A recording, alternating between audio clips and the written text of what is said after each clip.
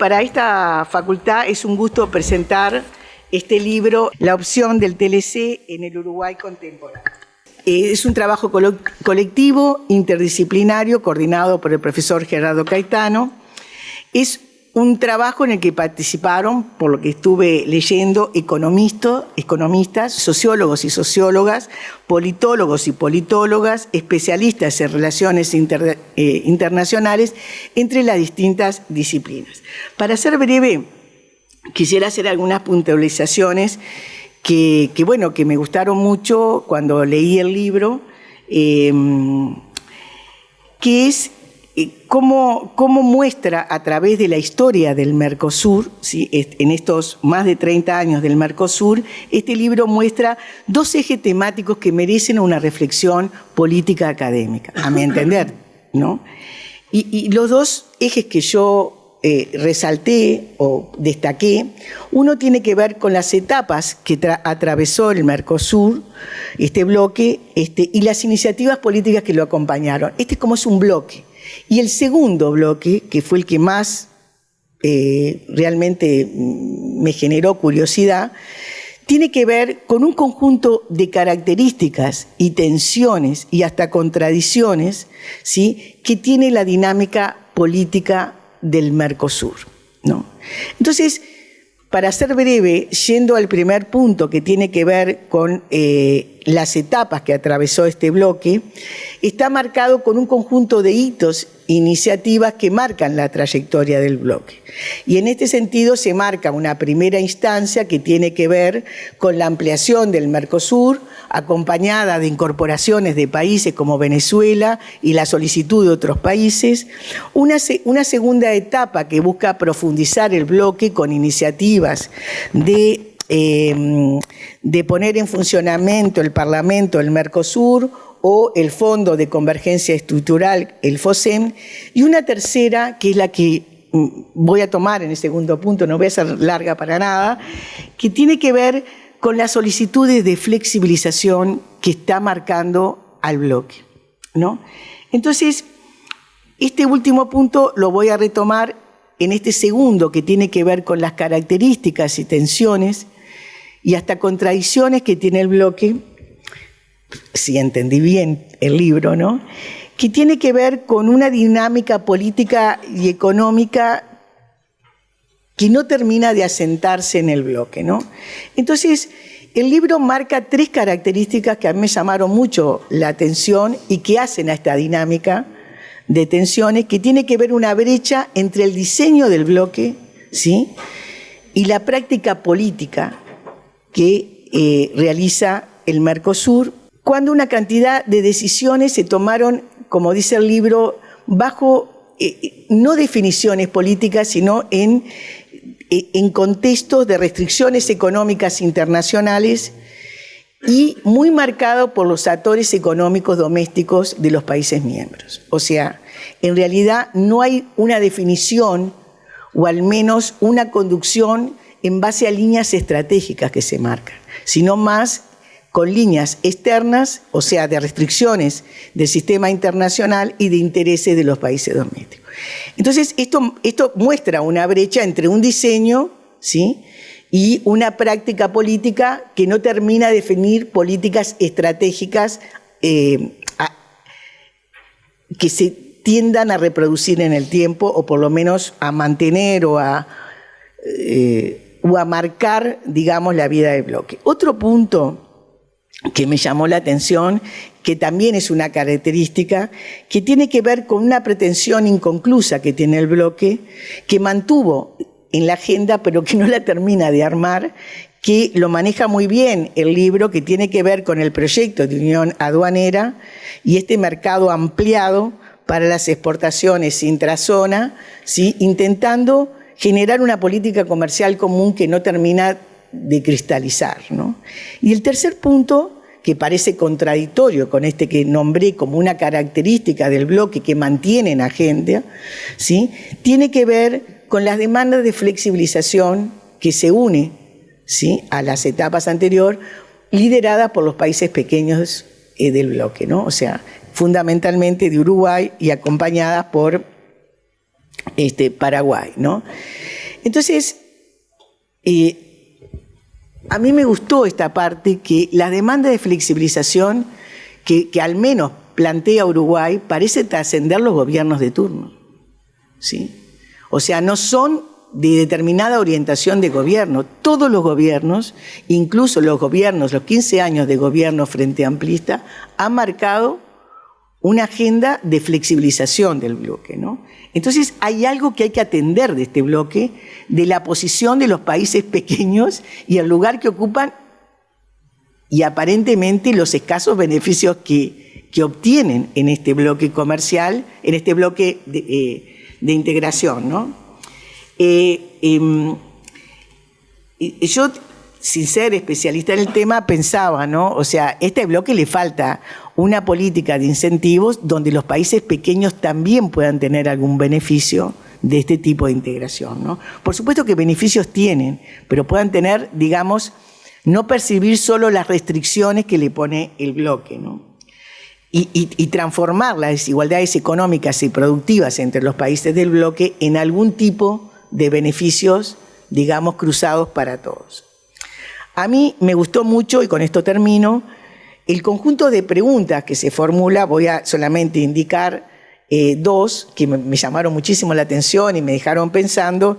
Es que si hay un mundo abierto para Uruguay a partir del TLC, o es una fantasía. Me gustó esta pregunta como estaba formulada. ¿Hay un mundo abierto para Uruguay a través del TLC? Y digo, esa es como una pregunta que deberíamos tener algún tipo de evidencia, ¿sí?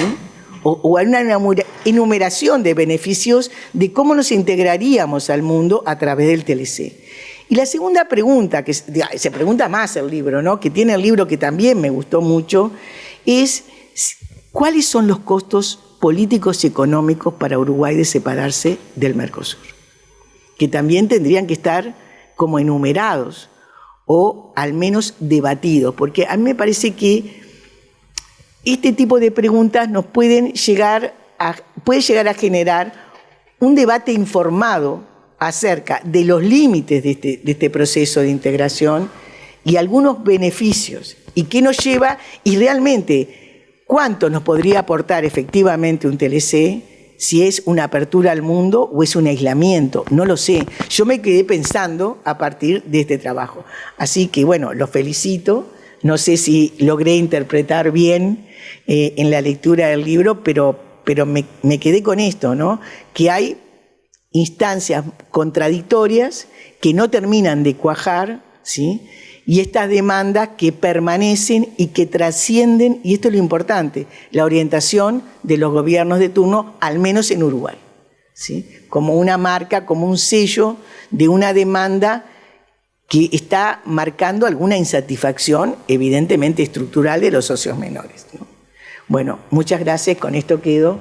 Así que, mi paso no sé a quién. Muchas gracias, buenas noches.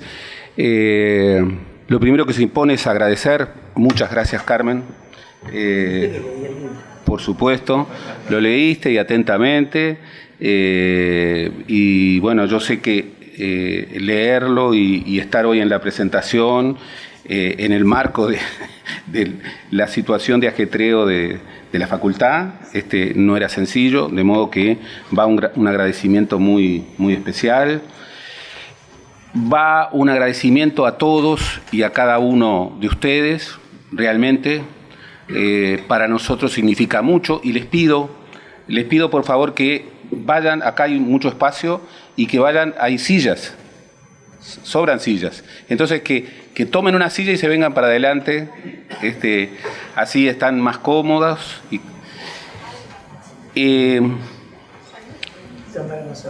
Son vergonzosos. Y quiero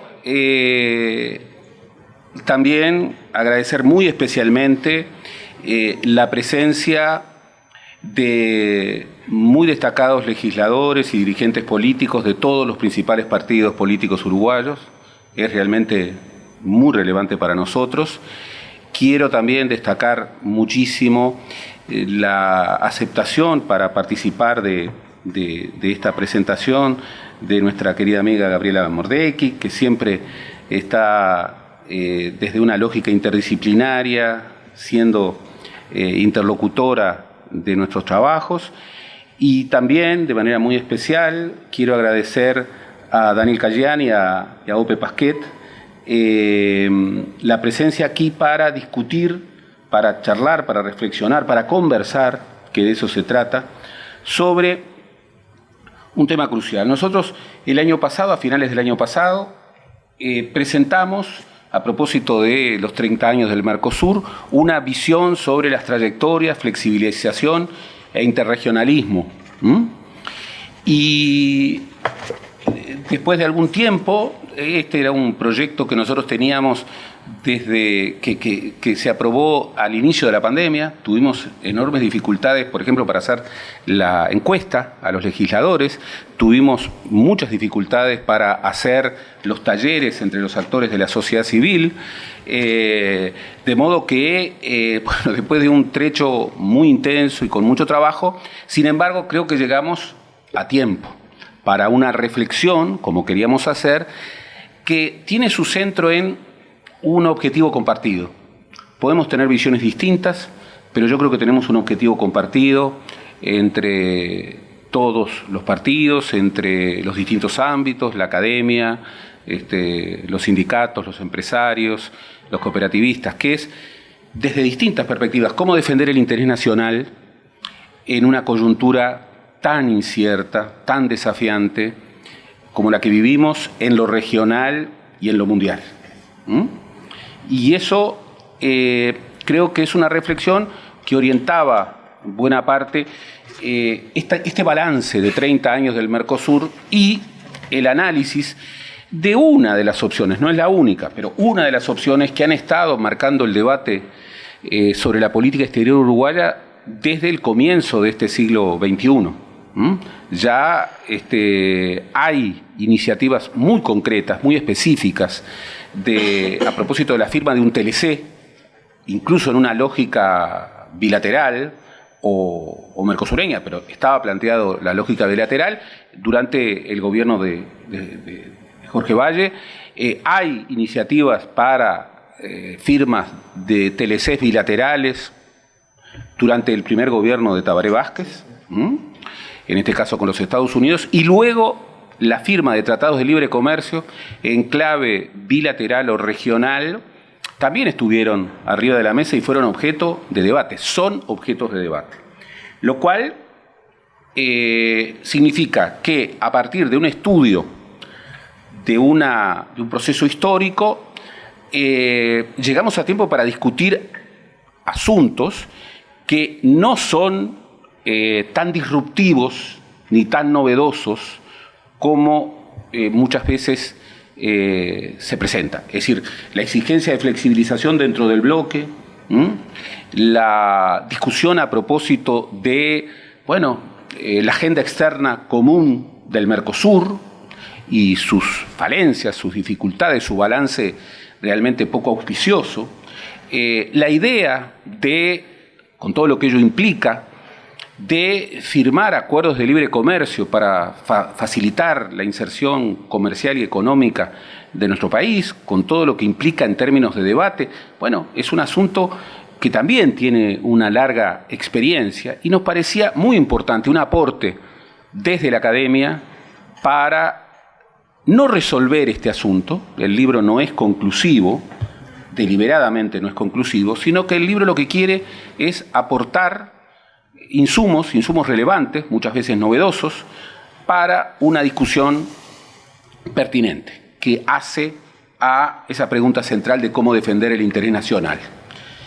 Yo no voy a ser muy breve, simplemente le señalo que hay un primer capítulo que tiene que ver con esta idea de viejos y nuevos dilemas, la flexibilización, el TLC.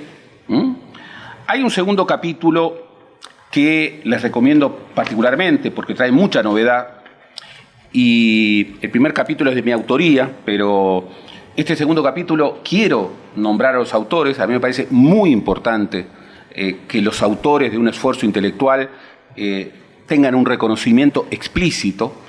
los partidos políticos uruguayos frente a los tratados de libre comercio refiere a una encuesta muy bien hecha, muy profunda, cuyos resultados no se agotan en los que se presentan aquí, sino que tienen un margen mucho mayor, que traen mucha novedad a propósito de la postura respecto a temas centrales de la política exterior uruguaya, entre ellos, pero no únicamente, la firma de un tratado de libre comercio, sus características, en clave bilateral, en clave regional. En este artículo los autores son Camilo López Burián, Carlos Luján, Daniel Cajarville, María Eugenia Casanova, Germán Coca, Jimena Ubiña, Florencia Salgueiro y Sofía Esqueloto. Hay un tercer capítulo cuya autoría pertenece a Diego Hernández Nilsson y Florencia Salgueiro, que refiere a varios talleres que se realizaron a propósito de la opinión de referentes empresariales, la opinión de referentes sindicales, la opinión de otras organizaciones de la sociedad civil, cooperativistas y otras, y también una primera discusión a propósito de las distintas visiones que sobre estos asuntos hay en el espacio académico. Hay un cuarto capítulo que era muy importante para, de alguna manera, traducir este esfuerzo interdisciplinario. Nosotros somos convencidos de que el abordaje de asuntos de este calado requiere la interdisciplina, no es que habilita la interdisciplina, la exige.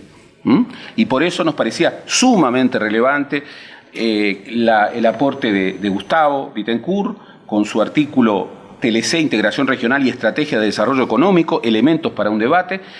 Con Gustavo tenemos una vieja interlocución a propósito de estos temas, pero su mirada siempre ha sido una mirada desde la economía, pero con una vocación interdisciplinaria hacia las claves del desarrollo, y mucho agradecemos su participación fundacional en este proyecto que te tuvo como impulsor desde el arranque.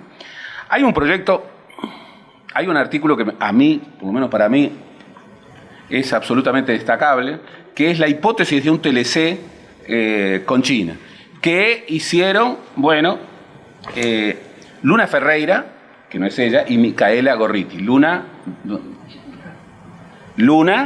Ferreira y Micaela Gorriti, que son dos jóvenes formidables investigadoras, que aquí de alguna manera anticipan todo lo mucho que tienen para ofrecer en la Academia Uruguaya y en este tipo de reflexiones. Así que creo que su autoría es muy especial y nutre este libro de manera sumamente especial. Luego, una mirada absolutamente imprescindible sobre el contexto geopolítico.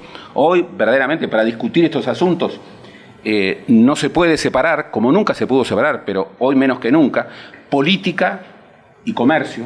En este contexto, geopolítica y comercio no son dos elementos que se puedan ver más allá de la voluntad que queramos por separado. Hay que asumir las opciones con sus costos a distintos niveles, y finalmente hay un capítulo final de cierre de balances, aperturas, preguntas para la reflexión. Yo quiero terminar con algunos agradecimientos. El primer agradecimiento es a la Universidad de la República. Este es un proyecto presentado a un fondo que la Universidad de la República desarrolla en cumplimiento del artículo 2 de la Ley Orgánica para la comprensión pública de temas de interés general. Es un fondo sumamente importante, no tanto en dinero, sino en cuanto a orientación, que busca, desde la Comisión Sectorial de Investigación Científica de la Universidad de la República, que las investigaciones puedan tener un rumbo que para nosotros es fundamental. Nosotros no investigamos solamente para los colegas. Por supuesto que formamos parte de una comunidad académica y queremos la interlocución al más alto nivel, no solamente nacional, sino internacional. Pero no investigamos solamente para los colegas. Nosotros investigamos también para nuestras sociedades, para nuestros estudiantes. Realmente celebro la presencia de muchos estudiantes y celebro que también este libro pueda llegar a la sociedad uruguaya en su conjunto. Desde esa perspectiva, quiero decirles que, por de pronto, todos los que vinieron hoy, van a poder acceder, se les va a entregar un ejemplar de este libro como una señal precisamente en esa perspectiva. Queremos que los libros sean leídos por estudiantes y por ciudadanos interesados en esta temática. Queremos promover un debate ciudadano. Por eso, el primer agradecimiento a la Universidad de la República, a la Comisión Sectorial Científica y, por supuesto, a la facultad. Y en la persona de la decana quiero agradecer muy especialmente el aporte permanente de la facultad a través de sus distintos espacios, a los funcionarios de la facultad. Hoy, en una situación de paro de AFUR y de paro estudiantil, sin embargo, reivindico mucho la sensibilidad de los funcionarios de establecer una guardia gremial y poder respaldar esta actividad. Lo agradezco muy especialmente, del mismo modo que agradezco la presencia de la decana. También quiero agradecer a quienes aportaron sus opiniones y pareceres. Legisladores y referentes de la sociedad civil y de la academia que partían del mismo supuesto, de la idea de contribuir al debate lo más amplio posible, lo más plural posible, de un asunto relevante.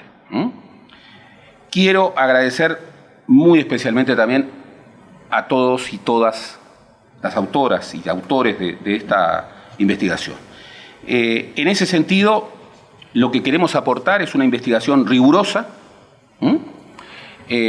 también osada, que sin embargo guarda, como corresponde, los equilibrios lógicos entre las tensiones y análisis y características propias de la academia y también las características de un público que es un público más amplio que el de la academia. Termino diciendo que el tema del lugar del Uruguay en la región, el tema de la política exterior del Uruguay y de cómo se construye, el tema de hasta qué punto la inserción internacional del Uruguay, que obviamente siempre ha estado y estará orientada hacia el mundo, no se agota en una única región, sin embargo siempre ha tenido un debate muy fuerte, muy central, desde el siglo XIX, desde los orígenes del Estado, en si al mundo se llega mejor y en forma más directa desde la región o contra la región.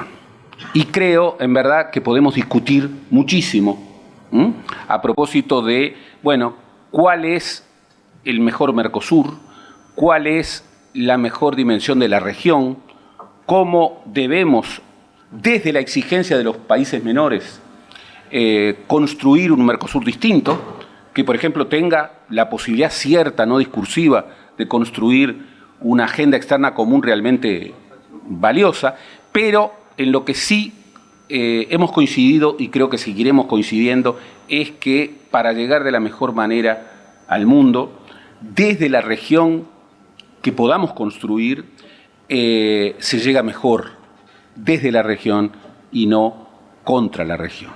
Por eso vuelvo a agradecerles muy particularmente y le cedo la moderación a Micaela para que ella pueda moderar y ordenar el debate. Muchísimas gracias.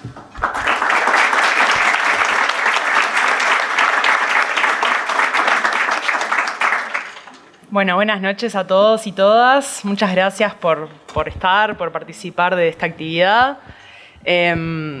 Bueno, Gerardo ya me presentó, soy Micaela Gorriti. Con Luna Ferreira escribimos un capítulo, tuvimos el gusto y el honor de participar de este libro escribiendo un capítulo sobre la posibilidad de un TLC con China, así que bueno, ya aprovecho a invitarlos a que lo lean, a que lean el libro y el capítulo en particular. Me hago propaganda y a Luna.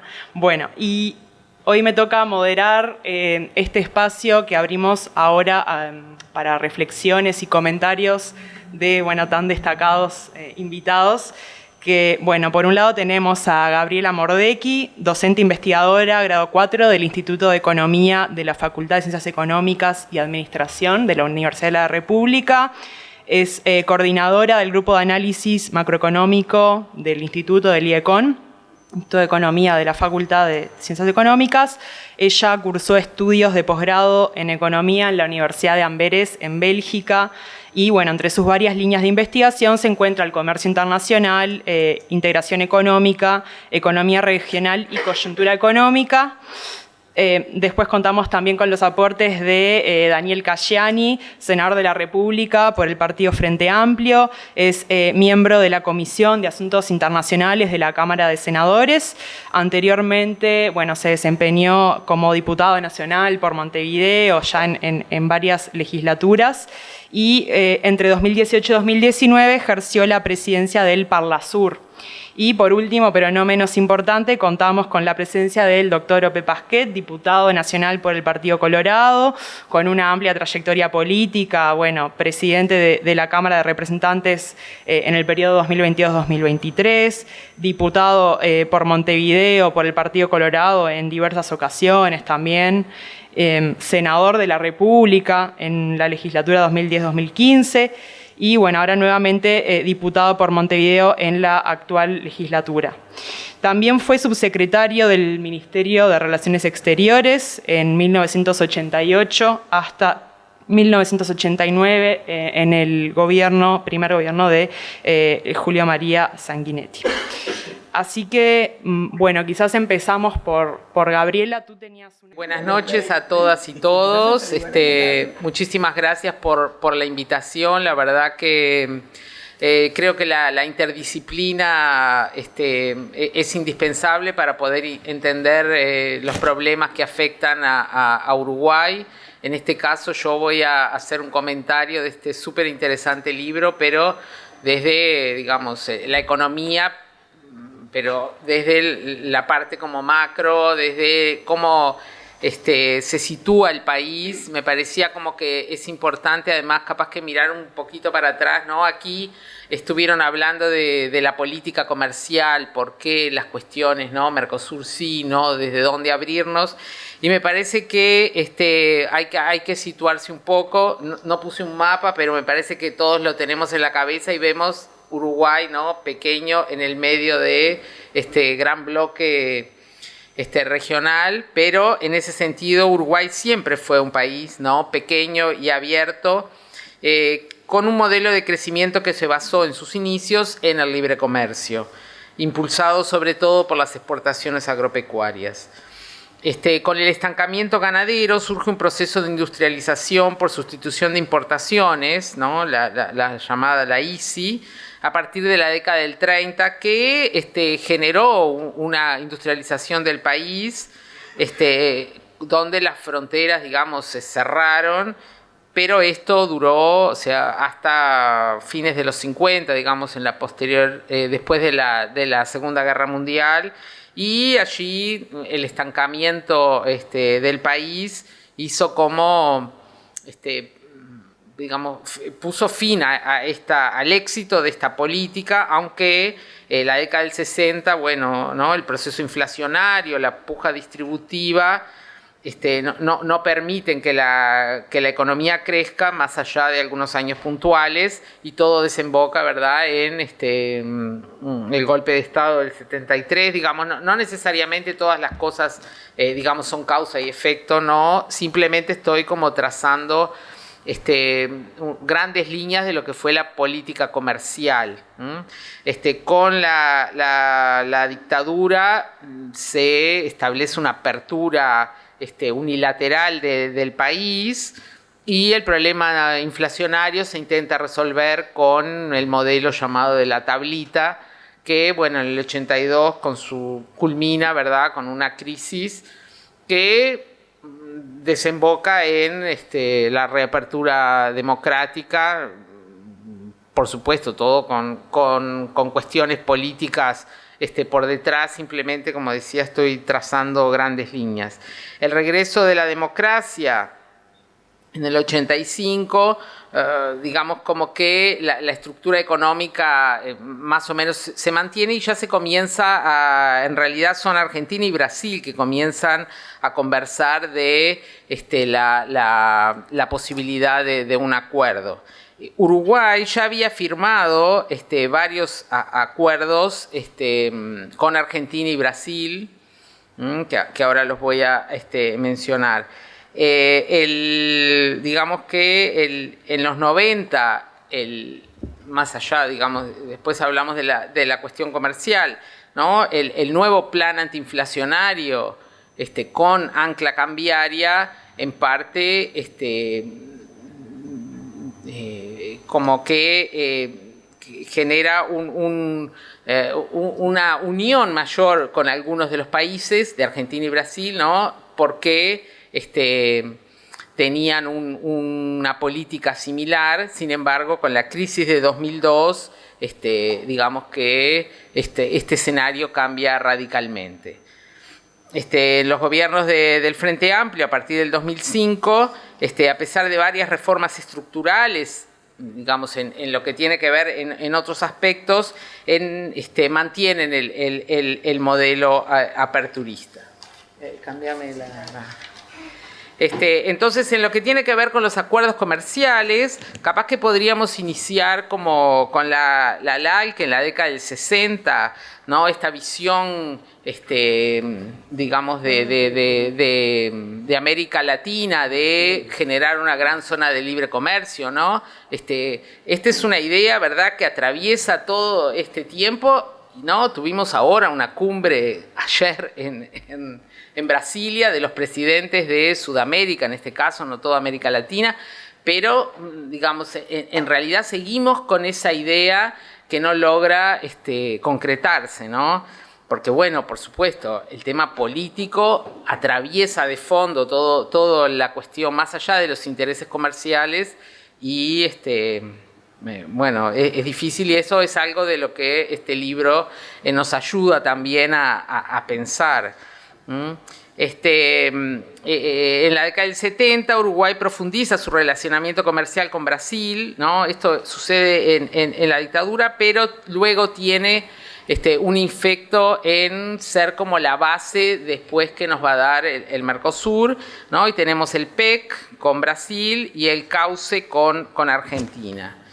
En el 91, entonces, luego de sumarse a un proyecto que era de Argentina y Brasil, Uruguay y Paraguay se suman y ahí firman el Tratado de Asunción en el 91 que marca un proceso paulatino de donde los aranceles se van acomodando porque en realidad para algunos países los aranceles bajan, pero para Uruguay en muchos productos los aranceles suben para ajustar al arancel externo común.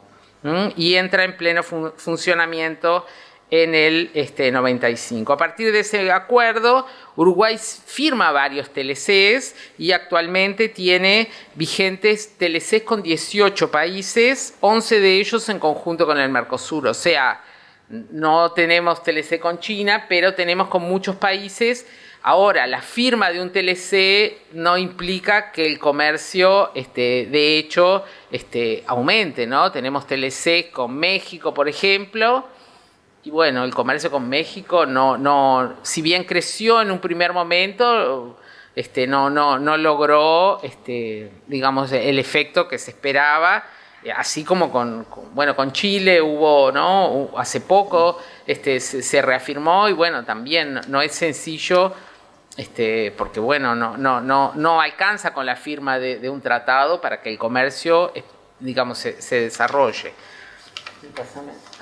Entonces, simplemente este libro se sitúa en los años 2000 y va hacia adelante, entonces yo quería como comentar qué es lo que pasó con el comercio en Uruguay y en los principales destinos. Y aquí lo que vemos es lo que sucedía en el 2000 y lo que sucedió en 2022. En realidad, lo que marca el cambio, sobre todo de la baja con Argentina y en parte con Brasil también, es la crisis del 2002 con el cambio, digamos, fuerte que hay en lo que tiene que ver con los tipos de cambio. En el 2000 Argentina y Brasil representaban prácticamente 30% de las exportaciones uruguayas. Eso se reduce en gran medida, sobre todo con Argentina. Y el otro destino que marca un incremento muy relevante es China, que más allá de que no tenemos un acuerdo comercial, China ha crecido como destino de las exportaciones uruguayas. Y bueno, una de las cuestiones, ¿no? En el libro se plantea justamente un capítulo que trata de evaluar este tema, y una de las cuestiones que a veces se plantea es, bueno, vamos en el caso hipotético que firmemos un acuerdo comercial con China, ¿cuáles serían los sectores que se benefician, ¿no? Ya hay un incremento, son los mismos que exportan, que entrarían con mejores precios, podríamos entrar con otros productos, es imprescindible firmar un tratado para ello. Bueno, yo creo que esas cosas ahí se plantean en forma bien interesante.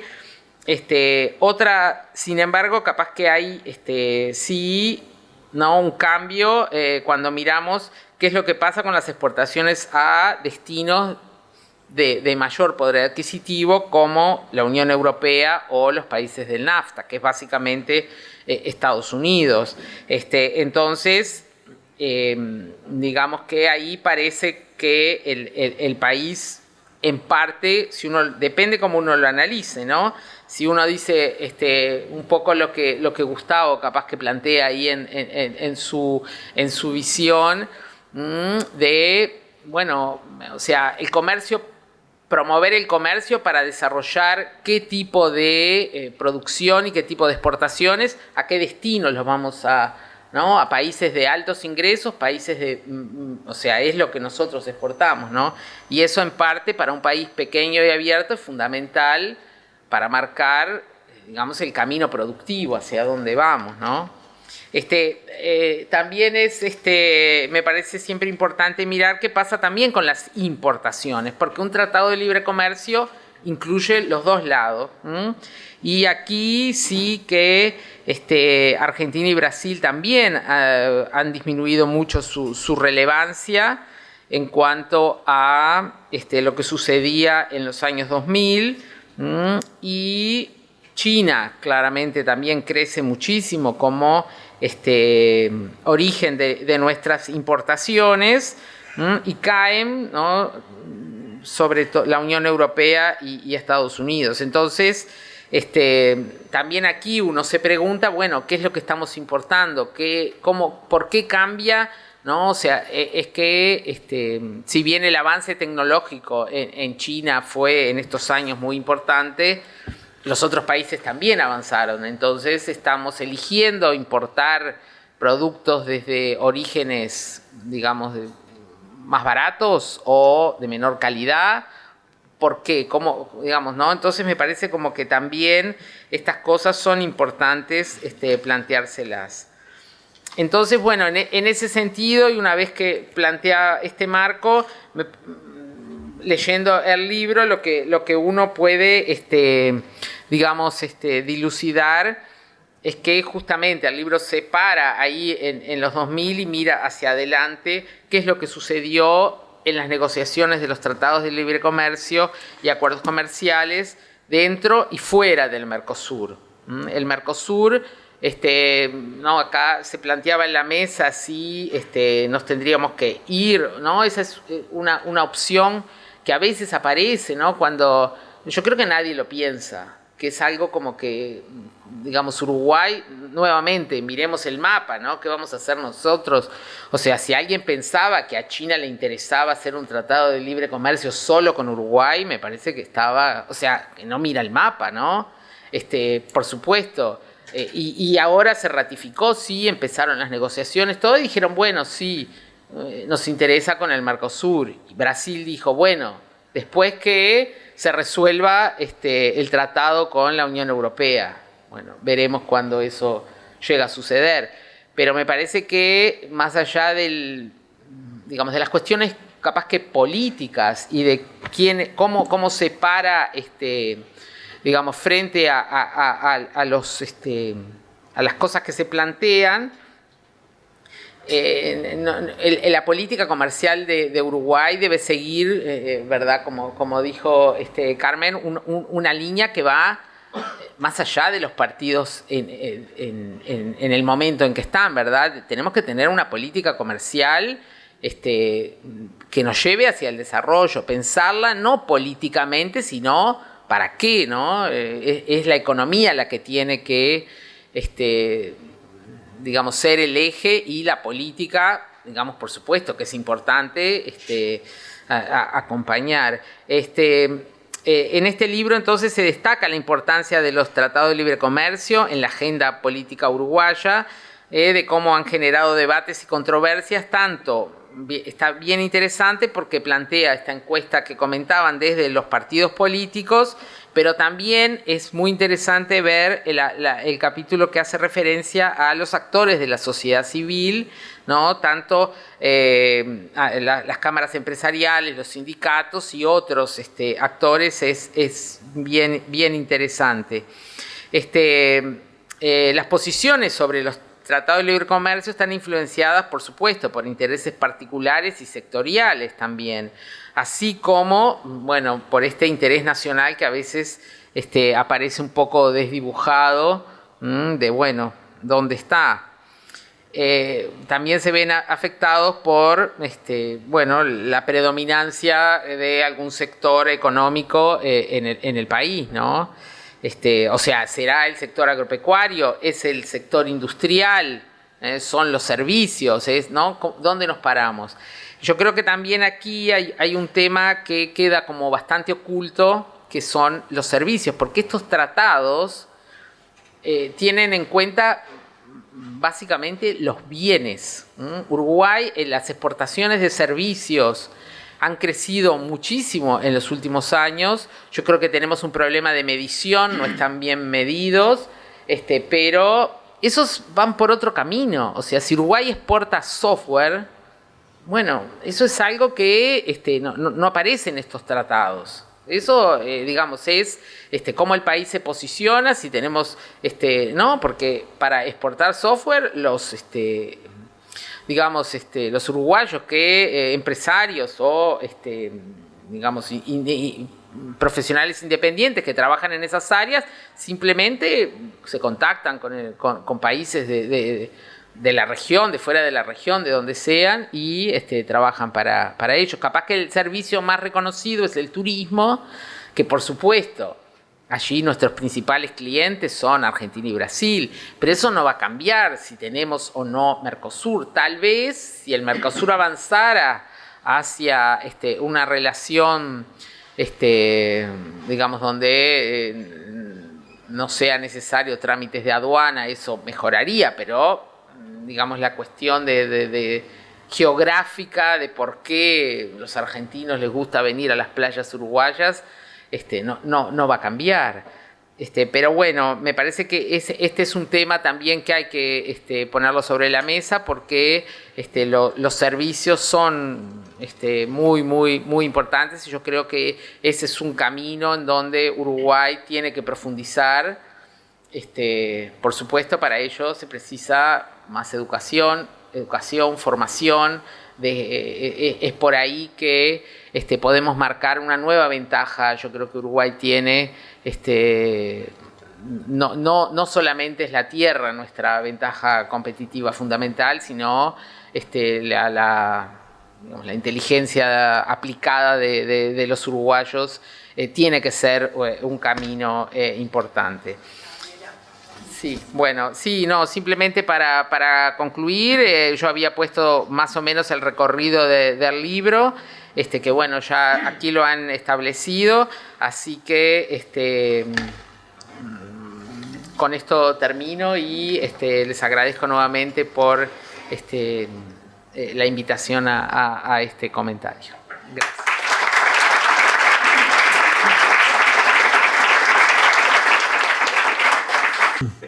Bueno, muchas gracias a todos y a todas por estar acá. La verdad que es una alegría inmensa poder estar en la Facultad de Ciencias Sociales. No sé si están regalando algo, además del libro, pero que esté a sala llena. Esta sala me parece que también hace a la importancia que la institución le está dando a este tema.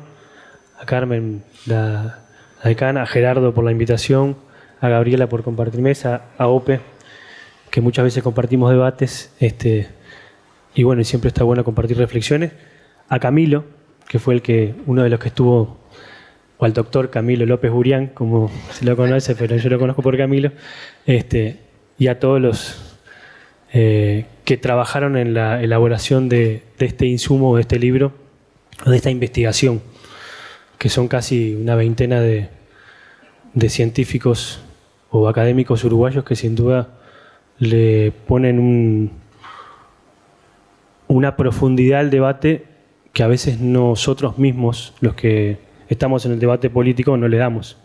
Y me parece que en ese sentido yo quería primero resaltar eso. Es decir, este es un insumo que llega en muy buen tiempo. Es oportuno y más que necesario. Primero porque en realidad hace una pequeña trampa, ¿no? Con la idea de hablar sobre la opción sobre los TLC en el Uruguay contemporáneo, habla sobre lo que realmente hablamos cuando hablamos de las opciones de inserción comercial de un país, que tiene que ver con la estrategia de desarrollo, ¿no? Y muchas veces esa estrategia de desarrollo está relacionada con el modelo de política exterior que el Uruguay a lo largo de su historia se ha dado. Y creo que este libro sitúa bien el debate, ¿no? No discute solamente los instrumentos y sus características fundamentales, sino el contexto y la importancia de estos debates. Yo creo que en ese sentido me parece que es más que necesario. Lamentablemente, y esto es una crítica que yo hago, en la región en general falta más aporte académico para la resolución o por lo menos para el debate de estos temas. En el Uruguay se debate poco sobre los temas internacionales, poco y mal públicamente, y creo que sin duda estos insumos o estas investigaciones, más que insumos, sirven para por lo menos profundizar en el debate político y sobre todo tratar de ponerle un poco más de mirada integral, que muchas veces es lo que falta.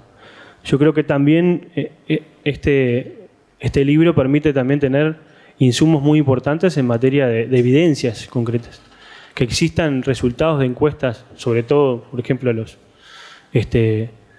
quienes construyen día a día este país, que son los trabajadores, los empresarios, pequeños, la academia, en decisiones sobre estos temas, a veces se consulta poco en el debate político, en el debate público, mejor dicho, y me parece que eso también es un insumo muy interesante, porque también nos muestra una mirada un poco más integral sobre estos temas.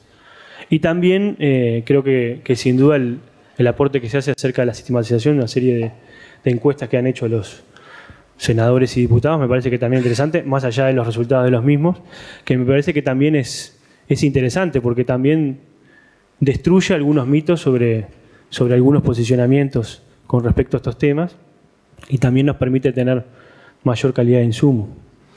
Yo creo que justamente uno de los temas sustanciales del hoy es cómo el Uruguay discute una mejor inserción internacional y entre ellas una mejor inserción comercial.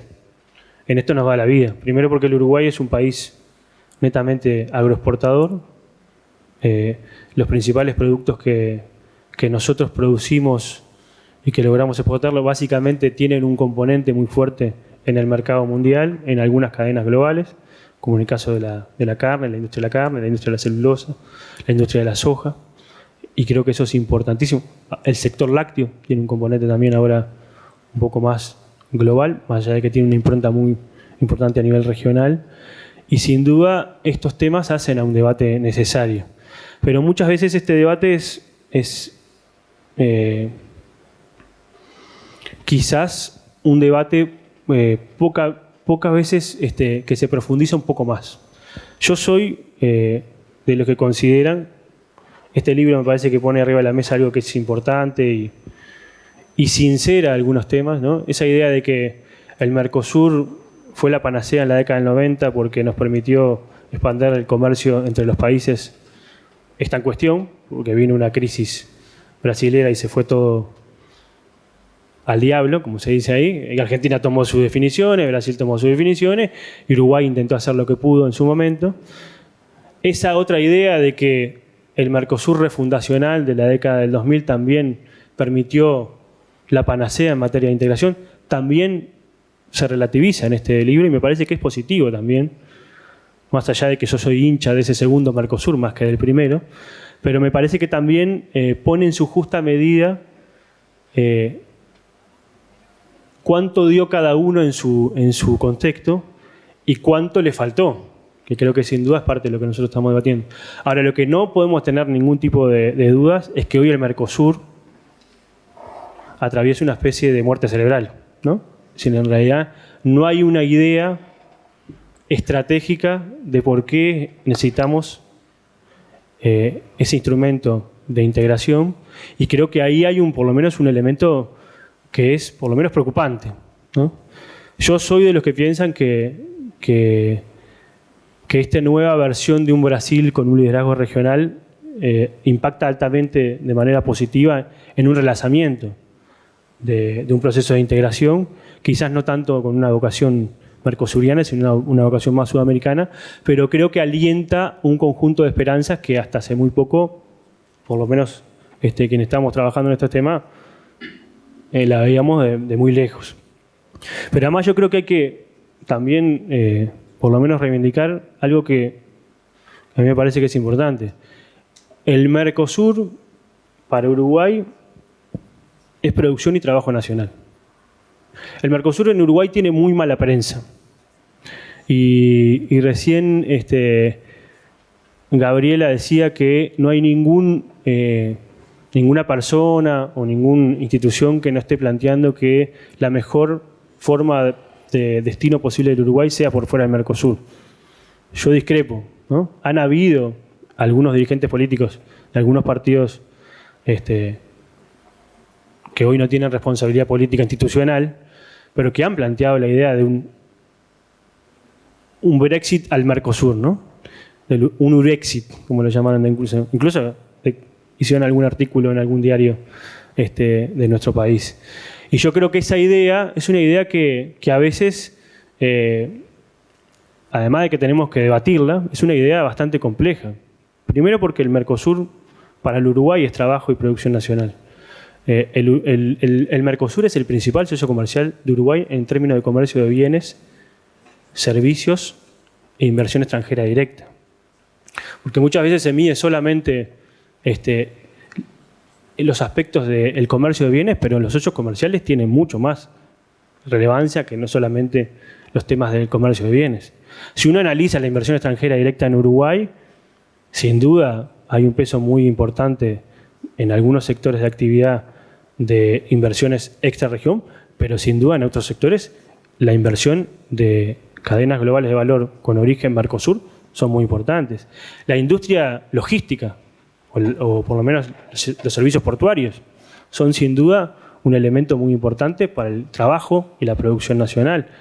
Los servicios turísticos, que Gabriela decía que no tienen nada que ver con el Mercosur, pero bueno, si uno analiza efectos dinámicos para algunos tratados, sería como algo inconducente no decir que eso no es también un efecto dinámico de un proceso de integración inconcluso. Pero creo que sin duda eso.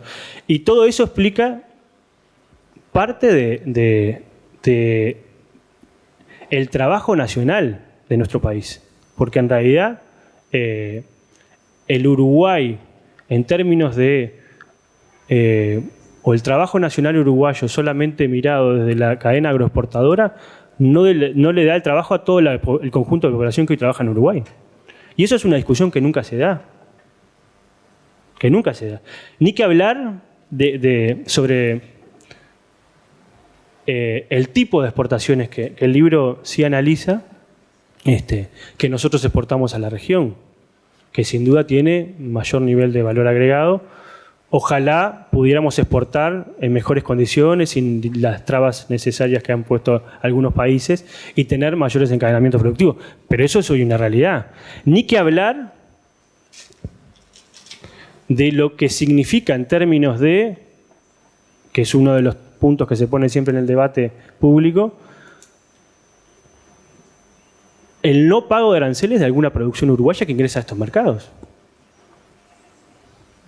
El sector lácteo uruguayo, que tiene una cobertura muy importante, entre otras cosas, por el arancel externo común, y eso permite que no ingresen productos extrazona, ya termino, me dicen que son 5 minutos y todavía ni siquiera, bueno, voy a intentar apurarme, sin duda tiene ahí un componente muy importante que paga arancel cero. Había algunos estudios que hablaban que eran más o menos 50 millones de dólares que se ahorraba nuestra producción nacional para ingresar de pago arancel. Sin duda eso es importante, más una producción que sin duda genera mucho trabajo y sobre todo mucho arraigo en determinados sectores de la sociedad. Y eso se debate poco en el escenario. Por supuesto que el Mercosur tiene que mejorar. Y no es la panacea, y creo que acá todos somos conscientes de que en realidad deberíamos mejorar los procesos de integración. Pero yo quería poner algunos elementos porque a veces lo único que se dice es que el Mercosur es un lastre, que sí, sin duda tendrá muchos problemas, pero también tiene muchas virtudes.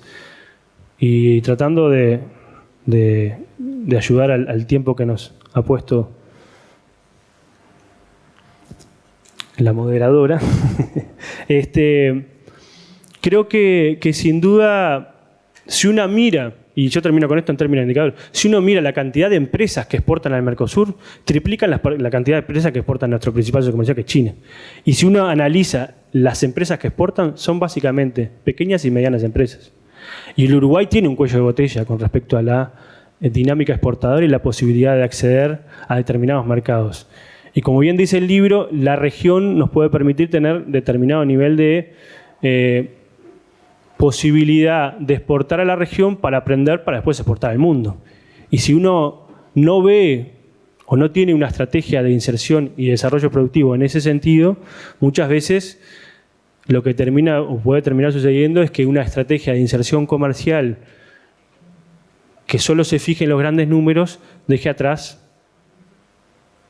al trabajo, a la producción nacional y sobre todo a los más chicos. Y creo que eso también es parte del debate que a veces no lo damos o se oculta o se dice una parte o no se dice la otra. Entonces me parece que esos son elementos que por lo menos yo quería también resaltar. Yo creo que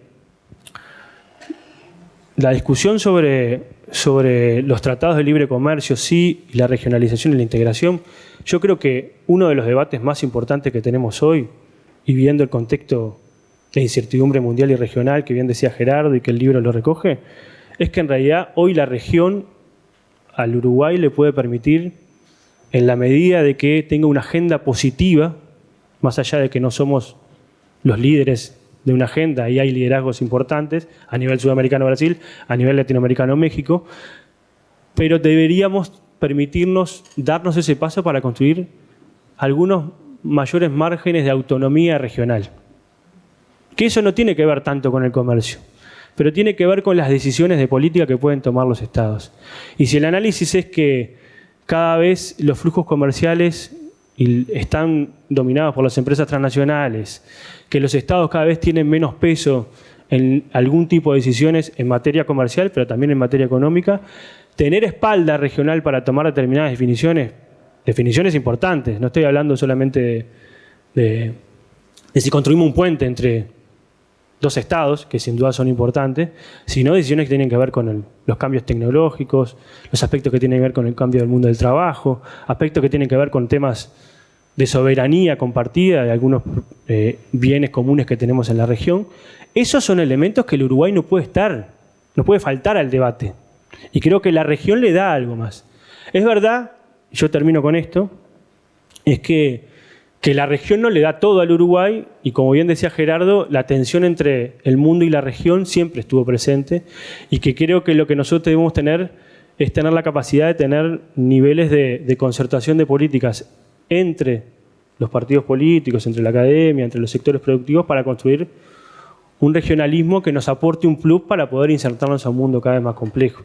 Yo creo que la discusión sobre la flexibilización del Mercosur hay que superarla. Yo creo que hay que ir a una discusión sobre la modernización del bloque regional. Porque en realidad en un mundo tan incierto, que las instituciones no tengan capacidad de adaptarse y tengan capacidades de poder generar nuevas instancias de desarrollo, sería hasta algo ilógico. Entonces me parece que no es una discusión contrapuesta a la regionalización versus la inserción internacional. Me parece que justamente es una escalera de desarrollo que está orientado también, según nuestra política de desarrollo productivo y nuestra estrategia de desarrollo, y creo que está conectado con la inserción general. Yo creo que, termino con esto, sí, en un mundo complicado nosotros tenemos que ser más prudentes. Tenemos que tratar de tener todos los mejores y posibles ideas, pero sobre todo tener buenos niveles de concertación de política en clave nacional.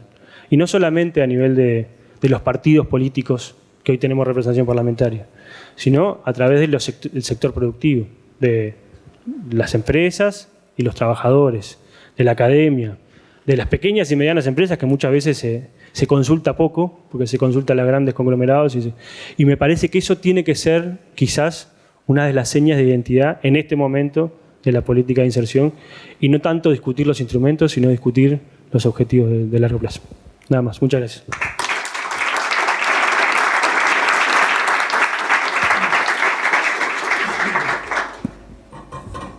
Bueno, muchas gracias, Daniel Cayani, senador por el Partido Frente Amplio, y ahora le damos la palabra al diputado por el Partido Colorado, Ope Pasquet.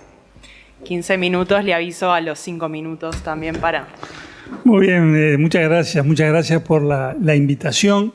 Para mí es un honor estar aquí compartiendo esta instancia con ustedes, y felicitaciones a los autores de los distintos trabajos contenidos en el libro.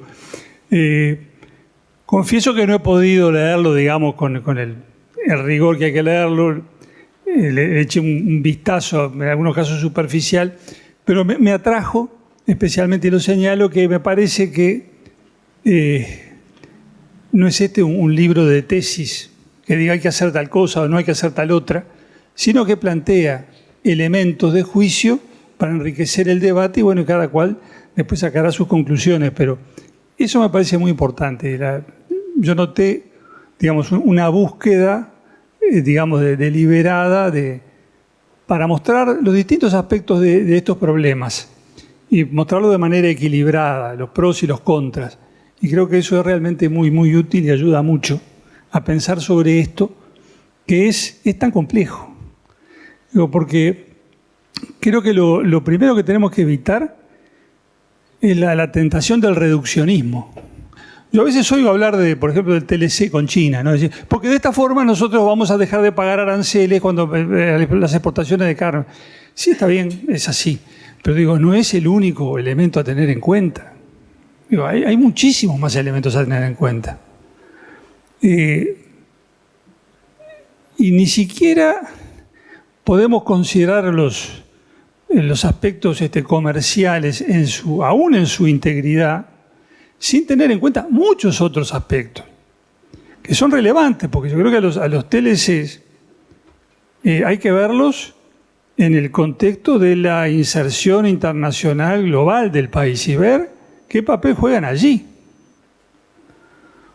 El propio concepto de inserción internacional quizás está un poco simplificado.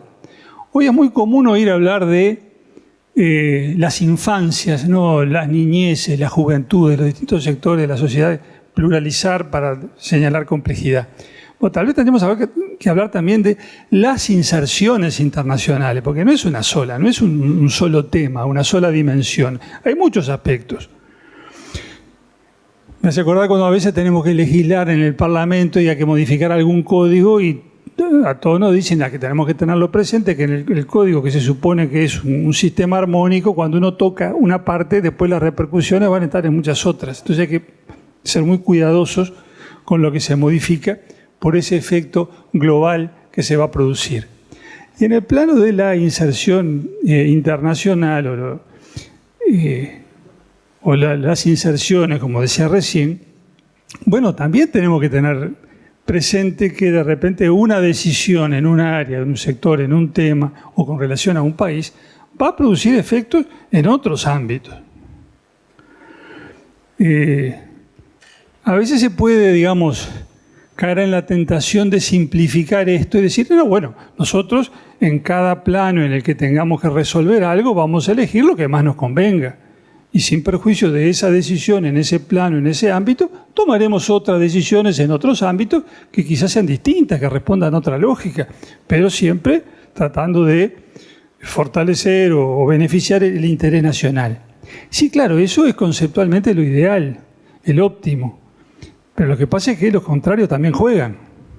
Entonces no es tan fácil eso de decir, bueno, yo elijo en cada caso lo que me parezca mejor y así armo el combo que a mí más me gusta. Es lógico que busquemos eso, pero insisto, hay restricciones. Una cosa es que la Unión Europea diga, yo voy a tener relaciones con los Estados Unidos de América y con China, independientemente de una cosa de la otra, y no voy a permitir que ninguna condicione la relación con el otro. Sí, que lo diga la Unión Europea es una cosa. Ahora, que lo digamos nosotros es mucho más complicado, ¿no? Un tema de dimensión que tenemos que tener presente. En todo esto que es tan complejo. El tema de la inserción internacional, por supuesto que lo tenemos planteado desde que existimos como Estado. Desde antes, quizás. En algún momento pudo parecer que era relativamente sencillo. Yo que sé, a finales del siglo XIX, en la presidencia de Julio Herrera Llove decía, a veces me siento como el gerente de una empresa cuyo directorio estuviera en Londres. Era la época del imperio informal británico, lo cual resolvía muchas cosas, ¿no? Para bien o para mal, pero estaban resueltas. Nos venían resueltas. Después se empezó a complicar, ya con Valle en los albores del siglo XX la cosa cambia y bueno, toda esa historia de la relación friccionada, áspera, complicada entre Valle, los estancieros y el Imperio Británico. Y aparece Estados Unidos ya que empieza a surgir a principios del siglo XX. Bueno, no voy a hacer todas las etapas del proceso, pero después de la Segunda Guerra, después de la Guerra de Corea, después del Tratado de Roma del 57, el mundo se nos hizo mucho más complicado, perdimos el asidero histórico tradicional que teníamos en Europa y fundamentalmente en Gran Bretaña, apareció Estados Unidos con otras características y bueno, la inserción internacional pasó para nosotros un gran problema. Nos dimos cuenta en los años 60 con la CIDE que Uruguay tenía que crecer hacia afuera, que era imposible pensar en el desarrollo con un mercado interno tan chico como el nuestro, apostándolo todo al mercado interno, que teníamos que buscar una proyección exterior. Y ahí el tema de la inserción internacional cobró toda su importancia y toda su relevancia. Fuimos buscando alternativas y nos pareció en el 91 que con el Tratado de Asunción y el Mercosur, ahí sí resolvíamos la cuestión. Nos ilusionamos mucho con el Mercosur. Yo creo que la prensa de aquellos años decía que las encuestas en los distintos países miembros del Mercosur decían que el mayor entusiasmo, la mayor expectativa estaba en Uruguay. En la población que más creía en las ventajas, en las bondades del Mercosur era la población uruguaya. Después, bueno, pasaron cosas, pensando en la devaluación brasileña de enero del 99, que digamos despatarró la situación general, surgieron otras complicaciones varias y creo que hoy todos de una manera o de otra decimos, bueno, no, esto no está funcionando como quisiéramos. Este Mercosur no es satisfactorio. Nadie está planteando explícitamente, salvo alguna voz muy aislada, pero nadie está diciendo hay que irse del Mercosur, pero tampoco nadie dice estamos bien como estamos, no hay por qué cambiar nada. Estamos buscando alternativas, estamos buscando nuevos horizontes y lo hacemos con restricciones, con dificultades, con limitaciones, algunas que son restricciones de derecho y otras que son de hecho. Restricciones de derecho, por ejemplo, la resolución 32 del 2000 del Mercosur. Según eso, no se puede negociar por separado, hay que buscar, hay que negociar conjuntamente. Todos sabemos que es discutida la interpretación de ese texto, de esa disposición. Hay quienes dicen que por no haber sido nunca internalizada o internada en el Uruguay, no tiene efecto para nosotros, tampoco la internaron en otros países. Eso le haría discutible la vigencia de esa disposición. Quienes explican cómo surgió esto recuerdan que parecía ser el final, el corolario de toda una etapa de relanzamiento del Mercosur que se quedó en sus primeros pasos, que no llegó nunca a culminar, y entonces esta frutilla no tiene torta sobre la cual apoyarse. la cuestión de negociar en conjunto venía al final de todo un proceso que no se cumplió. Por lo tanto, no tiene sentido hacer caudal de esa disposición cuando todo lo anterior no se cumplió. Pero, en fin, tenemos esas restricciones de derecho, más allá de la discusión que pueda darse acerca de esto, y tenemos también restricciones de hecho, por lo que decía al comienzo, ¿no? Los contrarios también juegan. Si nosotros buscamos cierto tipo de vínculos con unos estados, bueno, podemos afectar nuestras relaciones con otros. En esos distintos planos en que hay que ver la inserción internacional. Está el plano comercial, pero hay otros. Por ejemplo, el financiero, ¿no? Que tiene también su lógica propia. Cuando tuvimos la crisis del 2002, la crisis bancaria, estaban los bancos cerrados, tuvimos que acudir a lo que los hechos viene a actuar como un prestamista de última instancia, lo cual no está en ningún tratado, pero funcionó, y fuimos a pedirle al Tesoro de los Estados Unidos que pusiera la plata, los 1.500 millones de dólares que hubo que poner para que los bancos cerrados un viernes pudieran reabrir el lunes. Y eso funcionó. O sea, ahí la inserción internacional en el plano financiero funcionó actuando los Estados Unidos de América como prestamista de última instancia del gobierno uruguayo para sacarnos de los pelos de un atolladero complicadísimo, no solo financiero ni económico, sino social y finalmente institucional. Y hubo otra situación que ilustra, digamos, otro aspecto de esto de las distintas inserciones. Recuerden el año 2006. En el año 2006 tuvimos un lío importante con Argentina por la planta de celulosa aquella de Botnia. Hubo una tensión creciente entre Uruguay, que quería que se construyera la planta y que empezara a funcionar, y las reacciones del lado argentino que se oponían a eso y que se oponían en un tono más que vehemente agresivo. Llegó un punto en el cual el gobierno uruguayo, presidido entonces por el doctor Tabaré Vázquez, temió que pudiera haber un ataque contra Uruguay, no del Estado argentino, pero sí de elementos informales, así los denominaban, que vinieran de allá. Y en esa situación, en esa dificultad, me llevé el aviso fatal. El doctor Vázquez apeló nuevamente a los Estados Unidos. Así como lo había hecho el gobierno de Valle en la crisis financiera, lo hizo el gobierno de Vázquez ante esa amenaza a nuestra seguridad. Esto surgió, lo difundió el propio doctor Vázquez en una charla que dio en el Colegio Montesecto, que recogió en alguna prensa en el año 2011. Y después están también otras conversaciones sobre el mismo tema del doctor Vázquez con el periodista Gabriel Pereira, en un libro que recoge esas charlas que se ha publicado recientemente. Recuerden que cuando se produjo ese problema, lo primero que intentó Uruguay razonablemente fue mercosurizar el lío y lograr la intervención de Brasil para que moderara. Y el Brasil presidido por Lula, dijo, es un problema bilateral, arréglense entre ustedes. O sea, el viejo tema del péndulo de Uruguay, que se apoyaba en uno o en otro según las circunstancias, bueno, desapareció allí. El acuerdo estratégico entre Brasil y Argentina, que se reconocen mutuamente como sus socios más importantes, hace que ante un problema con Uruguay tiene que arreglarse solo. Y cuando se vio Uruguay en ese trance, acudió a los Estados Unidos. Esa es como un secreto de familia, ¿no? Algo que todos los miembros de la familia conocen, pero que como es doloroso y medio bochornoso, queda relegado al olvido y de eso no se habla. Pero yo creo que este episodio es de las cosas más importantes que han pasado en la política exterior del Uruguay en lo que va del siglo XXI. Frente al lío que tuvimos, apelamos a Brasil y la respuesta fue la que acabo de señalar y terminamos apelando a los Estados Unidos. Eso es también inserción internacional. Y eso hay que tenerlo en cuenta, como tantas otras cosas que hay que tener en cuenta cuando se toman decisiones en esta materia. Y ahora, en estos momentos, es especialmente importante tenerlo en cuenta por el momento que está viviendo el mundo, con la guerra en Ucrania, producto de la invasión rusa, y las tensiones que hay alrededor de Taiwán entre Estados Unidos y China. Yo leo de vez en cuando esas publicaciones como la revista The Economist u otra revista en materia de relaciones internacionales que es Foreign Affairs, que es una revista, digamos, del establishment de la política exterior de los Estados Unidos, y hablan de la posibilidad de una guerra con una frialdad que más que un estilo periodístico es algo que a uno lo impresiona, ¿no?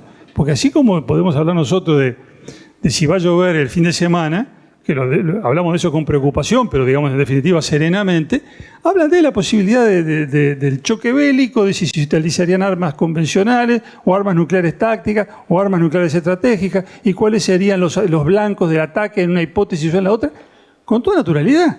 Y comentarios de jerarcas de los Estados Unidos o de China diciendo que consideran que es probable que la conflagración bélica detone en el 2025 o en el 2030 o no más allá del 2030 y no sé cuánto. Digo, en este mundo estamos viviendo. Entonces, ante este panorama y lo que algunos señalan como una posible segunda guerra fría y los enfrentamientos entre bloques a lo que eso podría dar lugar y el impacto que eso podría tener en todas las relaciones internacionales, digo, tenemos que ser extremadamente prudentes. Extremadamente prudentes. Y a la hora de tomar decisiones, bueno, estar, digamos, tan seguro como sea posible estarlo en momentos como este. El Mercosur, con todas sus cosas, sus problemas, sus insuficiencias, sus carencias, sus limitaciones, es un marco institucional para tener relaciones que vamos a tener siempre con nuestros vecinos, que son Argentina y Brasil, porque la geografía no va a cambiar. El Mercosur nos da un marco institucional para esas relaciones. Yo no soy partidario de romper con el Mercosur, con todos los problemas que podamos reconocerle. Y en la búsqueda de nuevos caminos, tengamos en cuenta que la inserción internacional es polifacética y que lo que hagamos en un plano puede repercutir en muchos otros y tenemos que cuidarlos todos. Así que, por ahora, creo que no solo que no podemos avanzar, sino que no debiéramos avanzar tampoco en esto del TLC con China. Los chinos han resuelto el problema por nosotros, nos dijeron no insistan porque por ahora no funciona esto. Creo que eso nos da un tiempo para pensar mejor, detenidamente, cuidadosamente, en cuáles son los caminos que tenemos que hacer para resolver ese problema de siempre, que es la inserción internacional del Uruguay. Muchas gracias.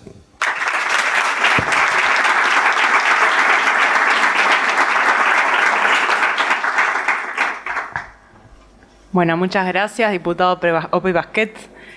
Bien, y ahora abrimos un espacio para preguntas. Por una cuestión de orden vamos a habilitar solamente 2 preguntas del público. Les pedimos que sean lo más concretas posibles. Buenas noches. Bueno, muchas gracias por la invitación a la presentación de este libro, que creo que es tan interesante como necesario. Y yo quería consultar, teniendo en cuenta el último como nuevo impulso que han tenido las relaciones entre Uruguay y Turquía, con la apertura de la Embajada de Turquía aquí en Uruguay y la Embajada de Uruguay en Ankara y las visitas de Bustillo, etcétera, ¿qué consideran sobre la posibilidad o no de un TLC con Turquía? Muchas gracias. Hola, ¿qué tal? Bueno, muchas gracias por la presentación, que fue sumamente interesante. Les quería hacer una pregunta acerca de la autonomía. Es decir, si en el libro en algún momento se hace mención a las implicancias que la opción de los TLC tiene en términos de autonomía, si favorece la búsqueda de autonomía o si por el contrario podría profundizar los vínculos de dependencia, y a su vez si la respuesta cambia según si es un TLC solamente desde Uruguay o si se hace en conjunto con el Mercosur. Gracias. ¿Vos querés contestar alguna o nos dividimos o cada una dice? Está. Bueno, sobre la primera pregunta, en realidad yo creo que nosotros hemos tenido muy pocas novedades sobre la concreción del anuncio de un tratado de libre comercio entre Uruguay y Turquía. Es verdad que ha habido un proceso de reafirmación diplomática entre cada uno de los estados, ha habido una apertura de embajadas en cada uno de los países, pero en realidad básicamente hay 2 temas. Uno es de carácter más institucional. Yo creo que ese tratado nació muerto porque en realidad cuando se anunció, el propio canciller de Turquía, previo a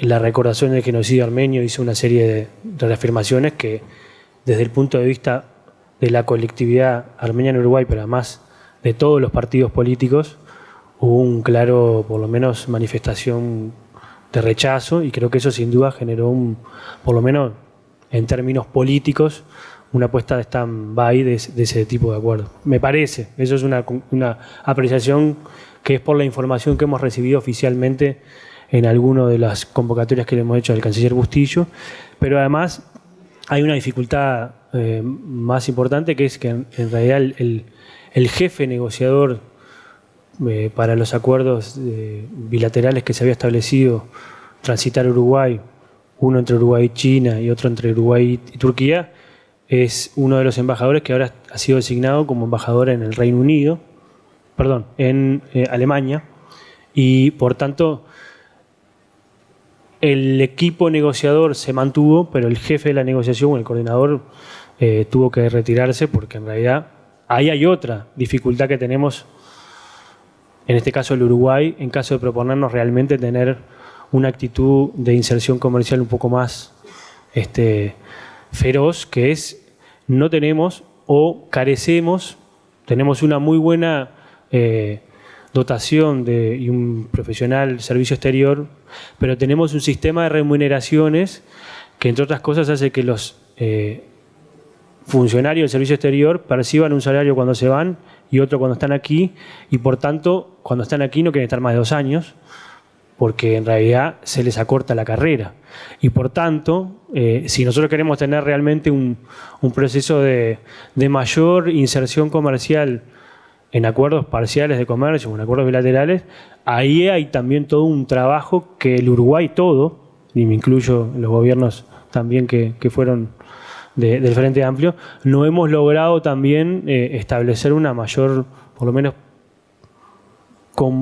contexto institucional más fuerte para fortalecer eso. Y eso es una de las cosas que ha sucedido. Y con respecto al tema de los tratados de libre comercio y las autonomías, creo que el texto lo expresa, es un debate que tenemos arriba de la mesa. Yo creo que sin duda los tratados de libre comercio terminan, por lo menos, no posibilitando tener determinados marcos de soberanía en algunos aspectos, y creo que sin duda parte de la estrategia comercial que el Uruguay se propuso en algún momento, y creo que eso es compartido en términos generales, es que en realidad la negociación en bloque necesariamente te da mayores niveles de, por lo menos, posibilidades de incidir en los aspectos más complicados, sobre todo en los aspectos que tienen que ver con las compras públicas, los aspectos que tienen que ver con la política, con la propiedad intelectual, que en el Tratado de Libre Comercio que se negoció con la Unión Europea, que nunca se terminó de convalidar, pero que sin duda tuvo un proceso muy importante, y creo que fue una experiencia interesantísima de estudiar, porque en realidad hubieron equipos negociadores de los 4 países que negociaron y que lograron tener determinados niveles de acuerdos comunes. Nos permitió incidir en algunas lógicas que, si lo hubiéramos hecho como Uruguay solo, quizás, porque sería contrafactivo, sería difícil de incidir, ¿no? Entonces creo que sin duda eso también son elementos que hay que tener arriba de la mesa, y bueno, que creo que también es importante debatir. Si me permiten, 2 consideraciones breves. Primero, sobre Turquía. Desde el punto de vista jurídico, estoy pensando en la resolución 32 del 2000 de Mercosur, es el mismo lío. Un TLC con Turquía que un TLC con China o con Estados Unidos. Pero las ventajas resultantes no serían las mismas. O sea, tendríamos el mismo problema con la expectativa de tener beneficios que serían mucho menores. Y con relación a la cuestión de la autonomía, hay una dimensión jurídica y otra de hecho. Desde el punto de vista jurídico, por supuesto, cuando uno se obliga a través de un TLC, renuncia a su soberanía en los aspectos cubiertos por el Tratado de Libre Comercio. Eso es así. Y cuanto más rico sea el espectro de cuestiones que regule el TLC, mayor es la renuncia a la soberanía. En estos tratados de última generación, por ejemplo, donde se disciplinan un montón de aspectos, no solamente lo arancelario ni lo aduanero, las restricciones al ejercicio de la soberanía que se tenía antes del tratado son mucho mayores. Pero más allá de lo jurídico está también la cuestión de hecho, que digo, y ahora pensando específicamente en el TLC con China, cuando las asimetrías son tan colosales, más allá de lo que diga la letra del tratado, va a haber una realidad que se va a imponer. Sin TLC, China el año pasado nos compró el 28% de nuestra exportación de bienes. 28%. Imaginemos que con un tratado, no creo que aumentara dramáticamente tampoco, pero algo va a aumentar, porque habría inversiones acá con destino China, etc. Y cuando un cliente tan importante que se compra la tercera parte o más de nuestra producción exportable, después ¿qué margen hay para decirle que no cuando nos pida algo? Porque no pensemos que a China lo que le interesa es el mercado uruguayo, ¿verdad? No nos cambia el acceso a un mercado de 1.400 millones de personas por el acceso a nuestro mercado. Obviamente no es por ahí. Otros intereses habrá, que puede ser perfectamente legítimo. Pero si mañana nos dicen, por ejemplo, que quieren que nuestros puertos sean los puertos de la flota pesquera china en el Atlántico Sur, esa flota de la que se quejan los argentinos permanentemente porque le dicen que les permitimos entrar a Montevideo sin cumplir con las normas que deberían cumplir, etc. ¿Con qué margen le decimos que no? Y otra hipótesis. Son hipótesis nada más, pero digo para ponerle color a este ejercicio que estamos haciendo de imaginarnos cosas que podrían pasar. Ustedes ven que hay una disputa por la gobernanza de Internet, ¿no? Los chinos se quejan de eso. Y en la declaración conjunta sino-rusa de febrero del año pasado, porque 15 días antes de la invasión a Ucrania hicieron una declaración conjunta donde dijeron que su amistad no tenía límites, atenti, uno de los pasajes de los puntos que se señalan en esa extensísima declaración conjunta es que hay que promover cambios en la gobernanza de Internet. Hay quienes dicen que, bueno, que se va hacia una balcanización de Internet, que va a haber una Internet gobernada, conducida por los Estados Unidos, otra Internet de los chinos, otra Internet de los rusos, de Irán, de quién sabe quién. Digo, si mañana hay una Internet china o hay normas chinas en materia de inteligencia artificial o de flujo de Big Data o lo que sea, y nosotros le estamos vendiendo a China la tercera o la parte de nuestros bienes o más todavía, va a ser muy difícil decirle que no cuando nos digan queremos que ustedes también usen nuestra Internet o nuestros datos o esto o aquello. Digo, son todos condicionamientos de hecho que no tienen por qué estar en el tratado, pero se van a producir naturalmente si hay una relación, digamos, comercial tan estrecha. Es distinto cuando la cosa es ya no país a país, sino un bloque con un país. Por ejemplo, en el Mercosur con China, ahí cambia la cosa. Pero no era de eso de lo que estábamos hablando. Yo quería simplemente hacer un comentario, poner capaz que recordaba cuando hablaba de la relación de China con Uruguay, cuando se estuvo hablando en el gobierno de Mujica del puerto de aguas profundas. Los chinos tenían el interés de hacerlo, no querían presentarse a ninguna licitación, nada, ellos iban a venir. Y bueno, ahí el gobierno, o sea, no fue el presidente, sino que el gobierno uruguayo dijo, no, en Uruguay para invertir una obra pública hay que presentarse a una licitación y bueno, por supuesto, deben haber habido otras condicionantes por fuera, pero yo creo que un país como Uruguay que tiene ciertas normas que en general, ¿no? de Estado, ¿no? Independientemente de los gobiernos, por supuesto que China, bueno, el interés que tiene es mirando el Mercosur, el mercado ampliado, y algo que también en el libro se recoge, ¿no? La parte geopolítica, ¿no? Recién hablaban de la guerra entre Rusia y Ucrania. China tiene un interés en poner un pie en América Latina, digamos, en algún país y muchos países, si bien, por ejemplo, ¿no? Argentina, ante las dificultades terribles que tiene para financiarse, ha firmado un swap con China. Sin embargo, bueno, las inversiones chinas están llegando, pero tampoco de forma tan, digamos, desinteresada, ¿no? Lógicamente que hay sectores estratégicos que claro que les interesa. Así que, bueno, el tema de las autonomías o no, bueno, autonomía para qué, ¿no? O sea, también hay que pensar eso. Me parece que es importante el tema, pero hay que siempre sopesar ventajas frente a costos o posibles problemas, ¿no? Siempre hay que hacer eso. Bueno, nada, era una acotación. Antes de cerrar y reafirmando algo que decía Ope, este no es un libro de tesis. Es un libro que trata de registrar insumos para calificar tal vez uno de los asuntos que cruza todas las políticas públicas en un país como Uruguay. La política internacional es un vector de todas las políticas públicas, de todas. Y como ustedes saben, yo soy historiador también. Y escuchando las preguntas, recordaba, bueno, un momento muy especial de la historia de la política exterior uruguaya. Imagínense ustedes, vamos a hacer un viaje imaginario. 1955.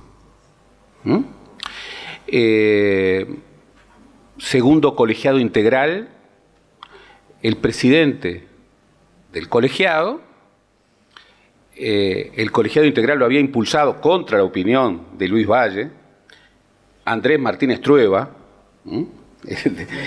la calle lindante. Bueno, de su vuelta por Europa, el presidente del colegiado integral, el primer año, fue Luis Valle. Y Luis Valle tenía una gran propuesta, pero la tenía en un momento muy difícil. ¿Cuál era su propuesta? Abrir América, porque era panamericanista, al comercio y a la relación plena con la China popular. Imagínense lo que eso significaba. En los Estados Unidos imperaba el macartismo. Cuando fue Luis Valle a los Estados Unidos, que fue un viaje muy desgraciado porque Luis Valle se enfermó y debió estar un tiempo antes de volver.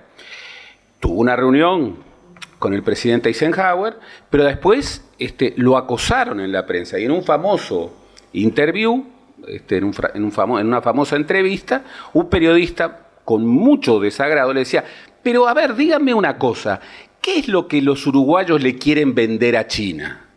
Y Luis Valle, que era un hombre, que era un caudillo popular y que tenía una capacidad de respuesta, le dijo de frente a March: todo menos el alma. Le queremos vender de todo menos el alma. Yo varias veces he recordado este episodio. ¿Por qué? Porque, bueno, ¿cómo medir el alma desde las ciencias sociales o como vector de la política exterior? Sin embargo, ¿de qué estaba hablando Luis Valle Berres cuando estaba planteando hace casi 70 años lo que era una visión no disruptiva, revolucionaria? Piensen ustedes que nosotros recién tuvimos relaciones diplomáticas con la República Popular China luego de la dictadura y en el marco de una política de Estado en donde siempre hay que recordar que el gran artífice fue el canciller de todos, como lo sentimos, que fue Enrique Iglesias, el contador Enrique Iglesias. Bien, ¿qué era lo que quería decir? Que, por ejemplo, cuando el Uruguay tiene la hipótesis de la firma de un tratado de libre comercio con Turquía, el Uruguay tiene cuestiones en su alma que no lo restringen, pero sí que son cuestiones que no debe olvidar. El Uruguay fue el primer país en el mundo, en 1965, el primer país en el mundo en reconocer el genocidio armenio. Hoy hay 20 y poco de países. ¿Eso quiere decir que Uruguay no debe firmar un tratado de libre comercio con Turquía por ese elemento? No necesariamente. La comunidad armenia es muy comprensiva de esas situaciones. Lo que sí no puede hacer Uruguay y no hace, es en un contexto tan grave como el que está viviendo la comunidad armenia y en Artsaj, en donde la hipótesis de un nuevo genocidio está planteado, bueno, plantear que olvidarse de ese asunto y creer que la mejor política exterior solamente se define por las variables comerciales. Yo conocí a un negociador uruguayo de origen judío que tuvo que pisar la bandera de Israel cuando, en representación de Uruguay, y lo hizo muy bien, fue a negociar comercio con Irán. Y ahí hay un elemento clave, que las definiciones comerciales, bien, tienen sus restricciones, pero las definiciones comerciales no son solo comerciales. Integran, como se ha señalado, una política exterior con muchos vectores, y entre esos vectores, mucho más en un mundo como hoy, La geopolítica juega, la dimensión jurídica juega, la historia juega y, aunque cueste medirlo, el alma juega. Y el alma tiene que ver con principios como el de la autonomía estratégica. Pero seamos sinceros. Por supuesto de que uno cuando discute un TLC está discutiendo autonomía estratégica. Pero cuando no firma un TLC también lo está haciendo. Y recuerdo siempre que cuando uno mide los gastos, los costos y los balances, hay que medir los costos de estar en el mundo y los costos de no estar en el mundo. Pero forma parte de ese balance, y hay que hacer bien las cuentas con los ojos bien abiertos, los costos de estar en la región y los costos de no estar en la región. Este libro lo que busca es precisamente aportar, no respuestas, sino insumos para que esa discusión fundamental, desde una perspectiva histórica, pero también con los desafíos del presente y de una perspectiva en un mundo muy incierto, sean lo más calificados posibles. Muchas gracias y ahora al brindis.